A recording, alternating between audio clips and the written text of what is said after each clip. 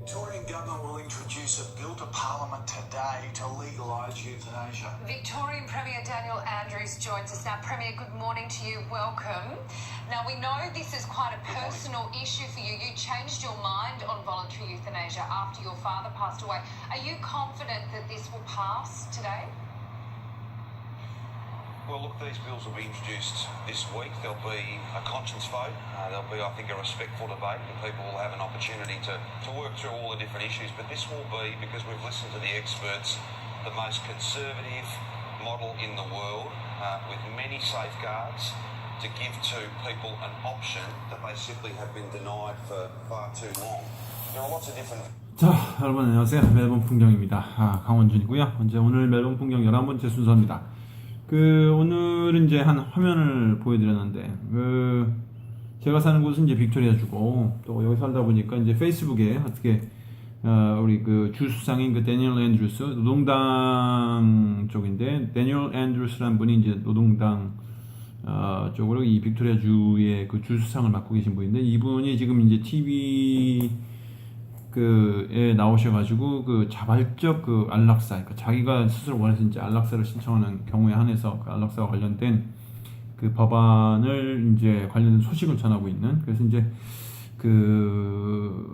여자분 앵커 이제 처음에 질문했죠. 당신 개인적으로도 굉장히 이건 큰 변화고, 그 변화와 관련해서 당신이 이제 지금 입장을 바꿔서 반대쪽에서 이제 지지로 바꿨는데 스스로 확신하느냐, 이 법안이 호주 빅토리아주 내에서 안락사와 관련돼서 이 법안이 이제 정부가 준비해서, 빅토리아 가버먼트가 준비해서 의회에 상정이 됐는데 이 법안이 바뀔 것으로 확신을 하느냐라고 이제 물었던 장면이 나왔고, 이제 그와 관련해서 이 데니얼 앤드루스 주수상께서는 이제 나름대로 많은 전문가의 의견을 구했고, 그래서 그분들에 의해서 세계에서 가장 보수적인 그런 안락사와 관련된 규정을 만들어서 이제 우리가 이번에 법안을 상정하게 됐고, 이제 그 다음에 이제 나오는 내용은 그와 관련해서 이제 상당히 자신감을 통과될 것으로 이제 생각을 한다. 자신감을 이제 표현한 그런 내용들이 이제 쭉 이어지는데, 이 안락사와 관련된 이제 법안이 오늘 말씀드렸다시피 이제 빅토리아주에 오늘이 아니군요. 어저께군요. 오늘 지금 21일이고요. 한국도 1시간 빠르니까 지금 새벽 1시쯤 되겠죠? 이제 어제예요. 그래서 20일 날 빅토리아주의 의회에 이 법안이 이제 상정이 됐다는 소식으로 이제 오늘 여러분들을 이제 찾아뵙게 됐습니다. 안락사와 관련돼서는 여러분들도 이제 많이 들으셨을 거예요. 그리고 이제 특히 우리나라도 호스피스 병동이라든가 여러 가지 죽음을 맞이한 분들, 어쩔 수 없이 질병이라든가 특히 이런 걸로 인해서 죽음을 맞이하신 분들 중에서 특히 이제 굉장히 고통스럽게 삶의 끝에 계신 분들, 그런 분들이 다큐멘터리를 통해서 많이 소개가 됐고, 그와 관련해서 이제 안락사의 필요성에 대해서 상당히 많이 보도가 다뤄졌는데, 현재는 네덜란드가 이제 세계 최초로 2001년인가 됐고, 그 다음에 이제 룩셈부르크라든가 벨기에라든가 스위스라든가, 그 다음에 이제 또 남미에도 하나 있는 걸로 알고 있는데, 콜롬비아인가요? 그리고 이제 프랑스도 있고요. 그리고 이제 미국에도 이제 한 5개 주가 이 안락사와 관련돼서 이제 자발적으로 자기가 이제 서명을 하고, 그래서 안락사와 관련해서 이제 합법화한 그런 곳으로 이제 소개되고 있는데, 그 뒤를 따라서 이제 호주 빅토리아주가, 전체적으로는 아니고요, 빅토리아주만 이제 안락사와 관련된 안건을 빅토리아주 의회에 이제 상정을 했습니다. 이제 곧 조만간 이제 결정이 날 텐데, 지난주에 소개해드렸던 동성혼과 관련된 거, 지금 이제 현재 전국적으로 이제 투표가 진행이 되고 있다는 말씀. 그래서 지금 우편 투표로 국민들의 의견을 묻는 이제 투표지가 배부됐고, 지금 이제 다시 이제 정부 쪽으로 다시 이제 가고 있는 중인데, 그거는 이제 전국적인 규모의 동성혼과 관련돼서 이제 전국적으로 국민의 찬반을 묻는 투표가 진행이 되는 거였고, 이거는 이제 빅토리아주 의회에, 빅토리아주에만 해당이 되는 그런 법안입니다. 그래서 상당히 굵직한 사회적인 큰 변화죠. 동성혼이라는 거 굉장히 큰 주제고, 또 안락사라는 것도 굉장히 큰 주제인데, 이 두 가지 큰 사건이 이제 지금 이곳 호주와 또 멜번에서 펼쳐지고 있다는 소식을 지금 오늘 전해드리고 있는데요.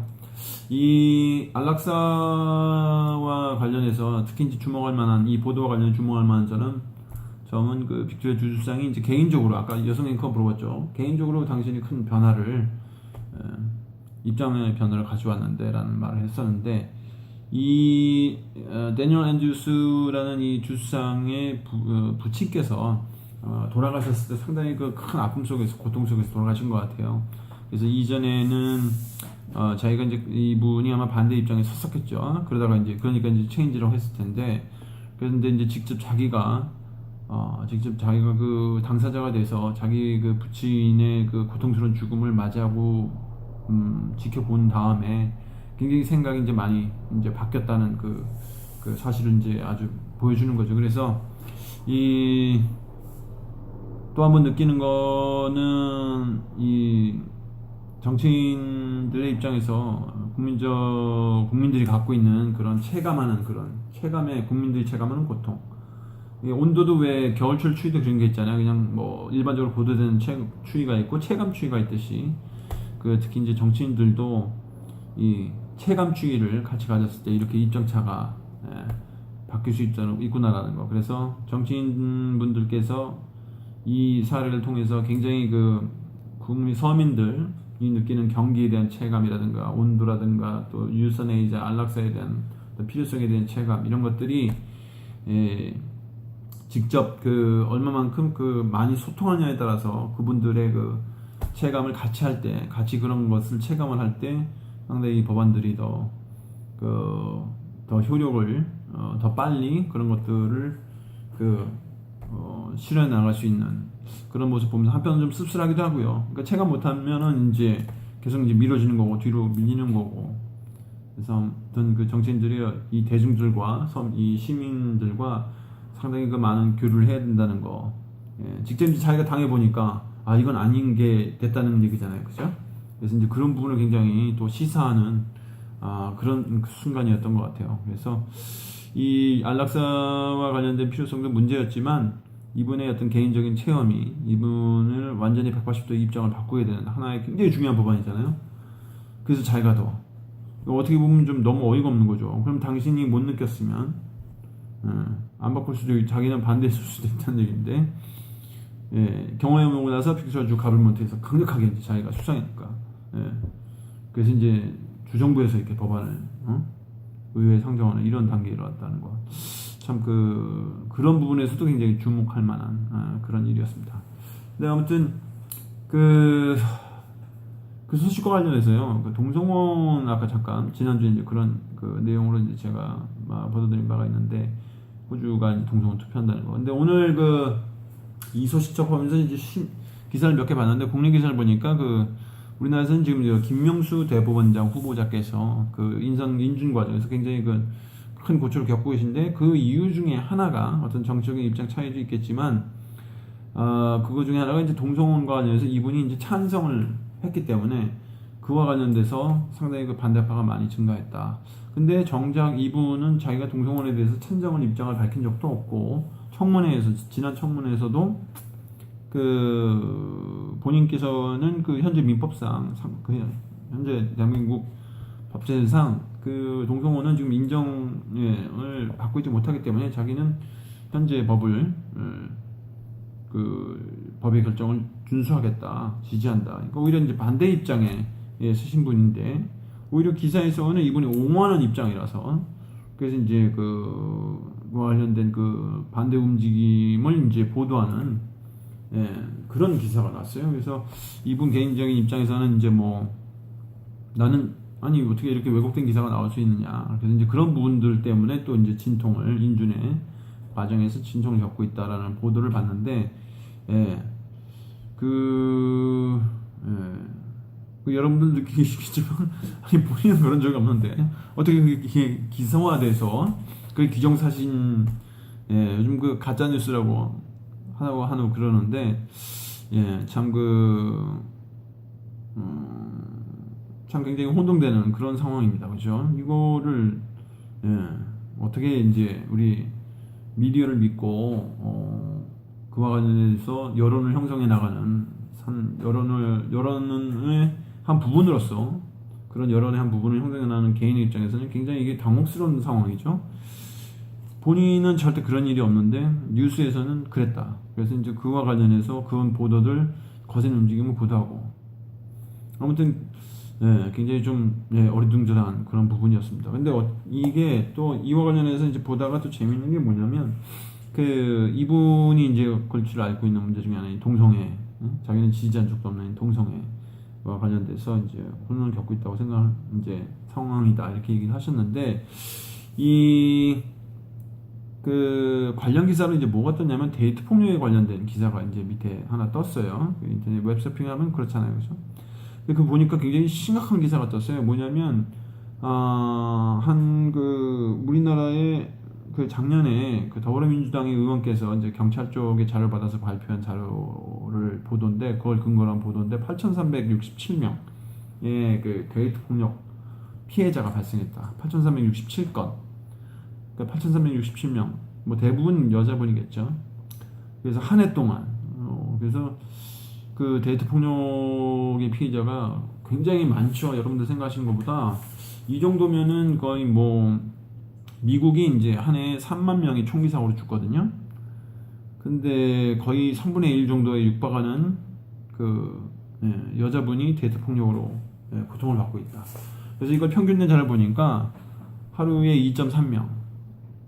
근데 더 심각한 것은 10명 중에 6명의 여성이 계속 당하는, 그러니까 그 10명 중에 6명의 가해자가 이전에도 그런 전과가 있는 사람이라는 거죠. 그러니까 때린데 또 때리는, 우리가 흔히 얘기하는 맞은데 또 맞고 때린데 또 때리는 이런 경우라는 거죠. 맞은 분이 또 맞고 10명 중에 6명이. 이게 굉장히 이게 지금 심각한 문제인데요. 상당히 그 충격이었습니다. 그렇게 그럼 내일도 이제 2.3명이 맞을 차례란 얘기고 내일 모레도 이제 2.3명이 맞을 차례란 얘기예요. 미국처럼 그 하루에도 몇 명씩 이제 총에 맞아 죽을 사람들이 예정이 돼 있는 것처럼 이렇게 생각하면 굉장히 무섭죠. 그래서 아무튼 참 이것도 충격이었는데, 근데 이거하고 좀 전에 그 김명수 대법원장 그 지명자께서 고통받고 있는 것 중에 원인으로 지목됐던 그 동성애 관련해서 좀 엉뚱한 생각을 해봤는데, 이 동성애에서는 데이트 폭력이 없겠다는 생각이 들더라고요. 그러니까 남자와 남자가 사귀면 힘이 비슷하잖아요.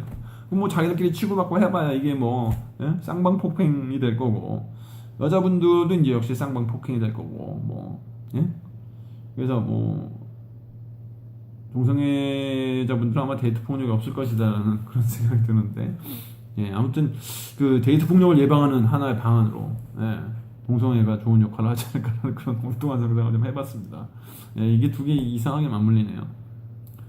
그래서 아무튼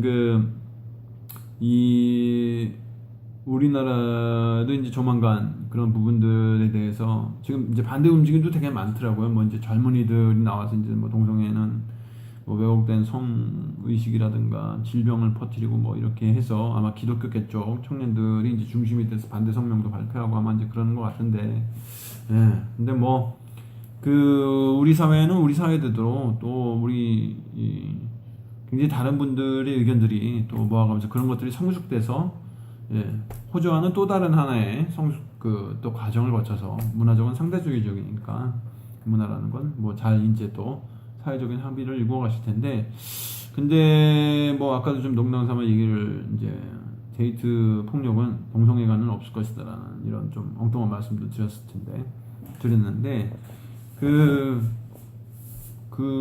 반대하는 분들이 거는 것 중에 문제 제기하는 것 중에 하나가 이제 에이즈를 비롯한 이제 학문 성교와 관련된 부작용인데, 근데 사실 왜곡된 성의식이라든가 이제 성과 관련된 질병은 임질이나 매독도 만만치가 않죠. 왜곡된 성의식이라는 거는 뭐 여자끼리의 어떤 느끼는 뭐 레즈비언이나 게이도 그렇지만, 왜곡된 성의식이라는 거는 이성애에서도 굉장히 많죠. 예를 들어서 이런 거죠. 예전에 제가 어렸을 때 무슨 경험했냐면, 한 남자들끼리 이제 그런 얘기 해요. 자기는 정말 많은 여자를 경험해보고 싶다. 근데 내 부인은 처녀였으면 좋겠다. 서로 이 미친 새끼야. 아니 미친놈이, 야 네가 여성을 많이 경험해보고 너는 처녀라고, 그럼 나는 누구랑 만날 거 같니? 이렇게 이제 물었어요. 이게 말도 안 되는 얘기잖아요, 그죠? 아니 지는 처녀랑 결혼하는데 여자는 많이 경험해보고 싶다. 이게 무슨 얘기입니까? 그죠?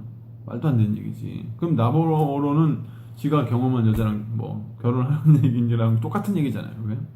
이게 이제 왜곡된 성혼식이라는 거죠. 응? 차라리 그냥 그 중에서 만나겠다. 응? 그럼 서로 공평하잖아요, 그죠? 그래서 오히려 그런 게 더 이제 왜곡되고, 예. 사실 그 사회의 근간은 이제 가족인데, 예. 그 가족이 이제 잘 구성원이 돼야 그 다음에 이제 사회가 되는 거고, 그 다음에 이제 국가가 되는 거는 뭐 여러분들 다 아시는 거고. 그래서 아무튼 이런 게 이제 왜곡된 성인식이라는 거죠. 질병도 오히려 또 그런 정말 그 수많은 사람들끼리 너무 잦은 그런 이성관계, 성관계, 이런 게 이제 진짜 질병을 퍼뜨리는 문제고 그런 거지. 뭐 어떻게 사랑을 하건 한 사람을 진실되게 사랑하면 그거는 뭐 왜곡된 성의식이라고 얘기할 수는 없는 거죠. 그래서 아무튼 그런 생각들이 연달아서 이제 꼬리를 물더라고요. 그래서 아무튼 그런 생각을 좀 개인적으로 해봤는데, 자, 아무튼 이건 좀 개인적인 생각이고 여러분들도 나름대로 그 생각을 정립하시는데, 오늘은 그 멜번의 풍경, 유에스네이자 자발적 안락사와 관련돼서 이 호주의 빅토리아주 멜번은 그런 움직임을 보고 있다라는 소식으로 오늘은 이제 마치도록 하겠습니다. 그런 소식 전해드렸고요. 자, 멜번 풍경 11번째 순서였는데 오늘 밤 늦었죠. 늦은 시간인데 아무튼 그 모쪼록 편안한 밤, 계속 좋은 꿈 계속 꾸시기 바라고요. 저는 다음 시간에 또 뵙도록 하겠습니다. 여러분 감사합니다. 안녕히 계십시오.